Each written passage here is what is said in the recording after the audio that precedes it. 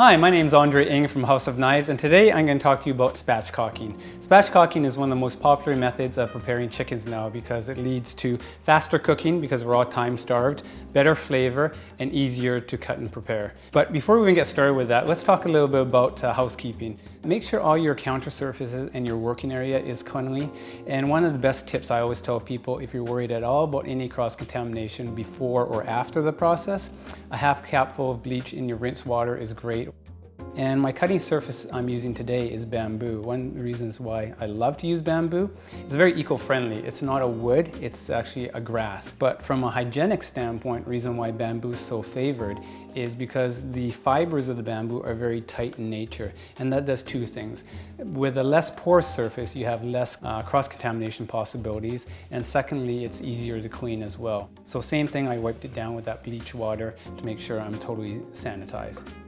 So now that we're all sanitized and ready to start, this is a typical chicken we just bought. And there's a couple different ways you can do this. So spatchcocking is essentially butterflying open that chicken.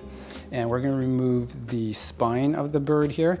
So for ease, you can start from either end. I actually find it a little bit easier. We can flip it around and start here at the back side because it starts the process a little easier. And all we're gonna do here is start the incision right along here, the spine on one side, and do the same on the other. So this is a special pair of poultry shears, and they're self-loaded in terms of the spring mechanism, so it's a little bit easier to use. So we just start at the back here, and we start the incision. We just slowly make our cut through. So now that we've gone through it, that's the one section we've done here, and now we're going to do the other side.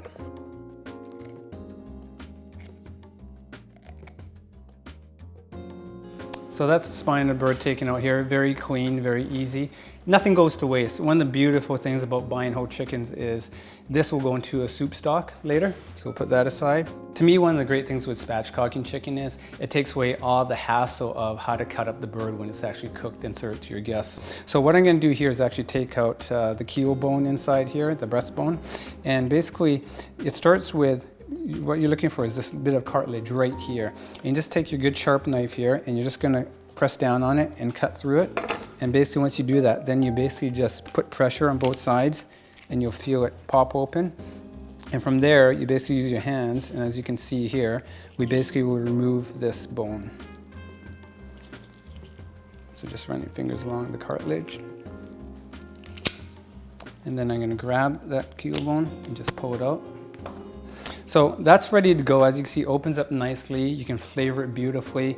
It's a very even cooking because you don't have huge peaks and valleys. So a lot of times chickens will come just like as you see it here. You know, the wings are kind of flailing all over the place. So what you want to do is just take the wing here and just tuck it in behind the back here and just keeps it tight.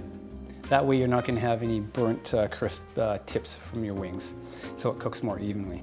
Secondly is, there's a bit of variance in terms of the legs, the movement of the legs. So a nice basic tip I like to do here is you've got this extra skin here. All we're going to do is take a sharp knife and we're going to make an incision in through that skin on one side, and we're going to do the same on this side here. Just go all the way through. And all you do is take the drumstick end and you're going to fold it over and you're going to insert it into that cavity. So what you have here now is the leg, in tight, isolated. It's not going to move around on you. And then we just do the same on the other side. So that helps keep it a little bit tighter in. So now you have your spatchcock chicken. It cooks more evenly, quickly, and more flavor. From here, you can put your desired seasoning to it and put it into a roasting pan or put it onto the barbecue.